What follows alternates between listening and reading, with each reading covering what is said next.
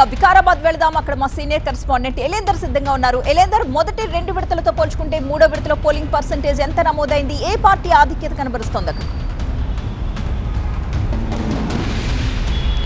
Right, మనం రంగారెడ్డి వికారాబాద్ జిల్లా గురించి మాట్లాడుకుంటే రంగారెడ్డిలో మొదటి 2 విడతల కంటే కూడా 3వ విడతలో కొంచెం పోలింగ్ పర్సెంటేజ్ తగ్గిందనే చెప్పుకోవాలి. ఎందుకంటే మొదటి విడతలో 88 వరకు వచ్చింది పోలింగ్ పర్సెంటేజ్, తర్వాత 84 వచ్చింది. అంటే సెకండ్ విడతతో పోల్చుకుంటే థర్డ్ ఫేజ్లో రంగారెడ్డిలో పోలింగ్ పర్సెంటేజ్ పెరిగింది. సో వికారాబాద్ గురించి మాట్లాడుకుంటే యాజ్టీస్గా తగ్గిందనే మాట్లాడుకోవాలి. అంటే యావరేజ్గా 2 జిల్లాలకు సంబంధించి రంగారెడ్డి వికారాబాద్ జిల్లాలకు సంబంధించి యావరేజ్గా 85-86% వరకు కూడా 3 దఫాలకు సంబంధించినటువంటి పోలింగ్ పర్సెంటేజ్ నమోదైనప్పటికీ కూడా ఇంకొంచెం పెంచాల్సి ఉంది అనేది అధికారులు భావిస్తున్నటువంటి పరిస్థితి. మరొకవైపు కౌంటింగ్ అయితే కంటిన్యూ అవుతుంది.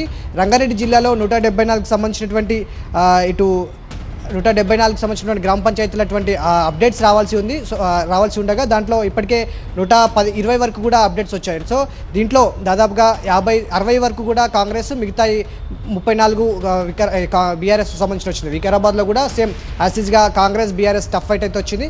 యాస్టీస్గా కాంగ్రెస్ అయితే ఎక్కువగా ఆధిపత్యాన్ని చూపిస్తూ ముందుకెళ్తున్నటువంటి పరిస్థితి. మరికొన్ని ఇటు రంగారెడ్డిలో 50, వికారాబాద్లో 40 స్థానాలకు సంబంధించినటువంటి రిజల్ట్ ఇంకా రావాల్సి ఉంది.